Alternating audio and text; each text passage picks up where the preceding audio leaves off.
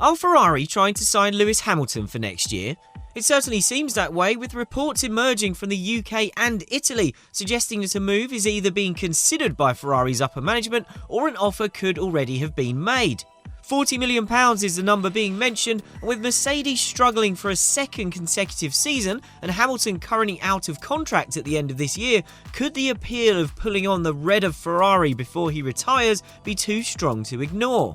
As well as exploring if a case can really be made for Hamilton to ditch Mercedes after 11 mostly incredible years together, we'll also look at what this move would tell us about how Ferrari's big bosses are going about trying to fix the team's problems. Right now, there's no concrete competitive argument for Hamilton to swap Mercedes for Ferrari. There's no real evidence to suggest that Mercedes has worse shortcomings relative to Red Bull than Ferrari does. They've both got things wrong this year, and Red Bull has left them both for dust. And despite Ferrari making a much better start to the new regulations in 2022, it's taken a step backwards this year. And while Mercedes is yet to make significant strides forward, it's hard to make a strong case that Ferrari is in a better position to address its deficits and close the gap in a way that Mercedes can't. So Ferrari doesn't really offer a short or medium-term step forward relative to Mercedes. This isn't like when Hamilton spotted the perfect moment to jump from McLaren to Mercedes over a decade ago, which we've covered in a previous video. Anyway, Ferrari is hardly a slam dunk improvement, but it's potentially no worse than what Hamilton has now. So that's a change in the competitive dynamic, as until recently, Mercedes always looked a better bet than Ferrari. When Mercedes was the best competitive choice for Hamilton, any emotional or romantic argument for moving to Ferrari was barely even a footnote, but it could be a much more significant factor now, and we'll come back to that later. Things could shift further in Ferrari's favour in the next couple of months if Mercedes yet again fails to make a step that would be considered necessary, and it can't offer proof that it's really got on top of this rule set and can actually catch Red Bull. That's what Mercedes really needs to prove to Hamilton to show him that everything they have achieved in the past can be achieved again, especially if Ferrari starts to make proper gains.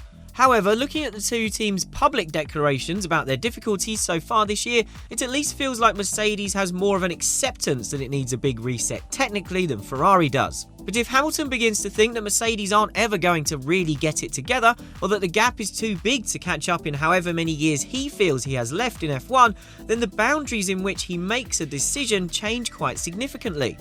Of course, Hamilton may feel the loyalty element trumps all, or he may feel that guaranteeing a lifelong involvement with Mercedes by staying put is a priority to consider. Maybe his legacy with the three-pointed star, which is the only manufacturer he's ever been associated with during his entire F1 career, would be at risk if he left for a couple of years and went up against Mercedes instead. If it came down to a straight choice between the two and the gut feeling was that it wasn't going to have any real bearing on his competitive prospects and Hamilton was just picking which of the two teams to fight over second or third with, then a Ferrari switch could start to appeal. Ferrari is almost certainly the only team other than Mercedes that Hamilton would want to drive for. He has previously expressed an air of, "It would have been great if I could have driven for Ferrari at some point." Given all he has achieved in his career, he wouldn't leave F1 with huge regrets if he never drives for Ferrari, but it could always linger as a bit of a what if. The allure of driving for Ferrari is almost intangible, and it's not dependent necessarily on competitiveness. Even when Ferrari was becoming a mess in the early 1990s, there was always a feeling that Hamilton's idol Ayrton Senna would want to drive there eventually before the end of his career. Hamilton's longevity in association with Mercedes creates an emotional, sentimental element of its own, so he'd be weighing up two different types of romance when making any decision. From a sporting perspective, it would be a big task and a big risk to leave such a comfortable environment and force his way into someone else's team, whether that's Charles Leclerc or even Carlos Sainz. We should also point out that both of those drivers are under contract for 2024, but such technicalities haven't stopped Ferrari in the past when they've wanted to go big in the driver market. For Hamilton, this could also be an opportunity to solidify the legend, to prove it wasn't just about Mercedes, and the tantalising if unlikely prospect of being the driver to finally lead Ferrari to glory again is something that any person will be vulnerable to. And if he were able to move clear of Michael Schumacher by winning an 8th World Championship, where better to do it than at Ferrari? On balance, the downsides of leaving Mercedes are probably still greater, but there are at least more arguments for going to Ferrari than it looks like on the surface, certainly compared to previous years. In the recent past, it would have been a no-brainer to stick with Mercedes, but that idea of potentially driving for Ferrari one day has been in Hamilton's mind for a very, very long time. Hamilton might want to tick this off as a personal desire, and if any driver has earned the right to make a bucket list move at the end of his career, it's surely the most successful of all time. If there was ever going to be a chance to make a move like this reality, it would be now as a final flourish with a romantic argument to it that wouldn't have had as much strength if Mercedes had not been toppled as F1's leading competitive force. We've weighed up the merits of the move from Hamilton's perspective then, but what about Ferrari's?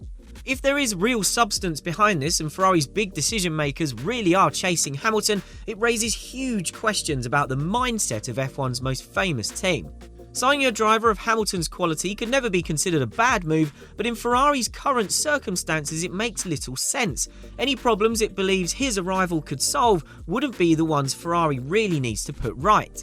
Since Ferrari's last constructors' title in 2008, its failure to win any more championships hasn't really been down to its drivers. You could make a case that Sebastian Vettel made too many errors in 2018, but beyond that, Ferrari simply hasn't produced championship-worthy cars. It came closest twice with Fernando Alonso, but he was always fighting against the odds and against a faster Red Bull. And while Hamilton is an all-time great, offering vast experience and a level of star quality that would bring commercial benefits even to a brand as glittering as Ferrari, he wouldn't be a huge upgrade on what Ferrari already has. In Charles Leclerc, Ferrari has one of the fastest drivers in F1, and with youth on his side, it can build the team around him. Any move for Hamilton would be a short-term play, which would just ratchet up the pressure at Ferrari even more than the unbearable levels the team usually has to put up with. Leclerc certainly has some rough edges that Hamilton doesn't. We even discussed those at length on this channel very recently. But unless he actively wants out, it's hard to make a case for why Ferrari should put considerable time, effort and of course money into trying to sign Hamilton. One argument for throwing huge sums of cash at Hamilton would be because of F1's cost cap. Ferrari can't just spend endless money on trying to improve its car now, but drivers are excluded from the cap, so they can be a big performance-determining element where the richest teams can still flex their financial muscle to gain an advantage.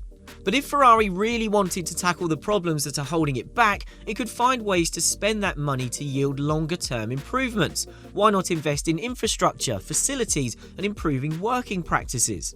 Bold driver moves have their place, and there are occasions when a superstar is the final piece of the puzzle a team needs. But that's not the situation Ferrari is in, nor is this a similar situation to when it broke the bank to get Michael Schumacher in the 1990s. Schumacher was 27 then and part of a long-term Ferrari plan to get back to greatness. Signing a 38-year-old Hamilton is not the same, no matter how great he is.